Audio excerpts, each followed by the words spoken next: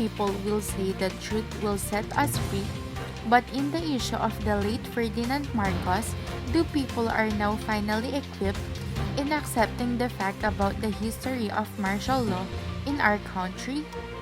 The majority of us remember martial law as a time of extreme insecurity during which the nation was formed to suffer. A state of affairs in which all forms of violence are tolerated, including execution, enforced disappearance, suspensions of writ of habeas corpus, extensive human rights breaches, and significant military and political abuses of the people's civil liberties and democratic rights. Apart from that, who can forget previous tyrant President Ferdinand and his proclamation of martial rule throughout his tenure? It was a political situation that lasted more than a decade and impacted every aspect of its life.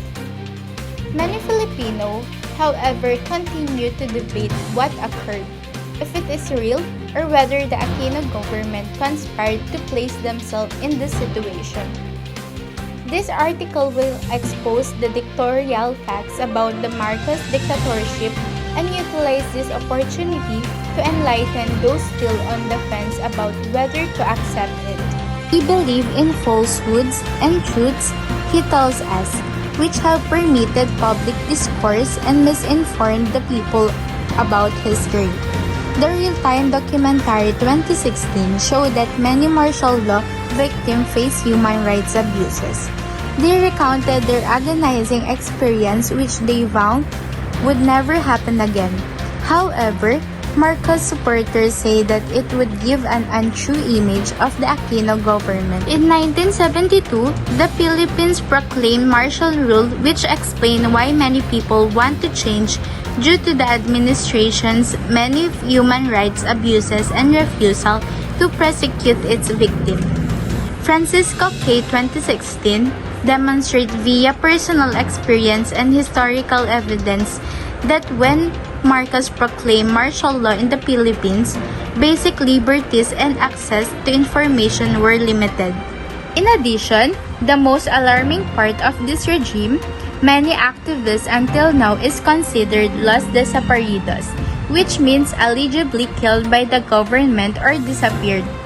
Former President Marcos is held accountable for his command to the AFP. Bronigi 1994 quoted Marcos' dialogue on national television saying that no AFP should use or carrying firearms. Whoever violates this order will be punished to death. But during his speech to the soldier, allowing them to use firearms even if it is used for war. Besides, he has already come out with the death penalty for those urban guerrillas, which allow thousands of victims not to have the chance to defend themselves in court. The RA 10368 was made to recognize the victims of the Marcos regime, which indicate that the issue being raised from the start is a fact that is not propaganda by any administration or opposition of the government. The claims of many people that the Marcos administration are known as the golden years of the Philippines. However, when we trace back the economy before and after his administration, we could see the falling arrow that indicates an economic risk to the country. Madrila and Punong Bayan 2016 claimed that the Philippines' economic output began to decrease after 1982. Due to this period of severe retrogression in the average income of Filipinos as lost decades of development, we had a genuinely dismal period in our economic history. Even with the information, it is hard to comprehend why so many people still believe that the Marcos dictatorship view as a whole was responsible for the golden age of the national economy.